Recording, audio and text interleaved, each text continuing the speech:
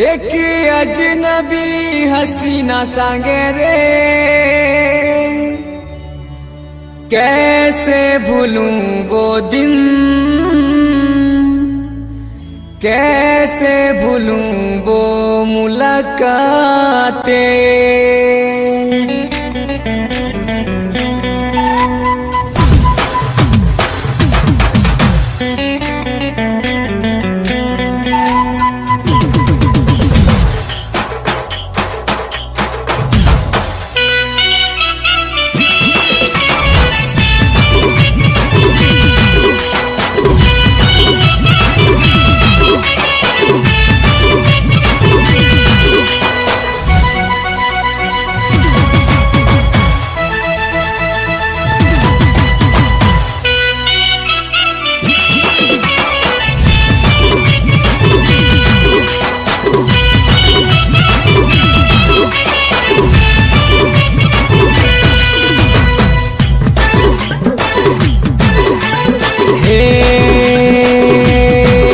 गुटे Tukey तो आंसू थिला,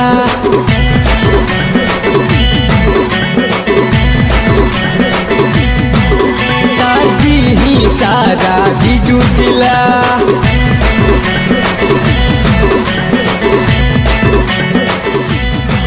गुटे टूके तो आंसू थिला, ताती ही सारा बिजू थिला। मने गुटे छोता मते मगला छोता, मने गुटे छोता मते मगला छोता। फिर काना हला रिम झिम पानी बरसुतिला रे, रिम झिम पानी बरसुतिला, रिम झिम पानी बरसुतिला रे, रिम झिम पानी बरसुतिला। हाथे मोर हाथ देला, आखी मोर आखी मिसे देला।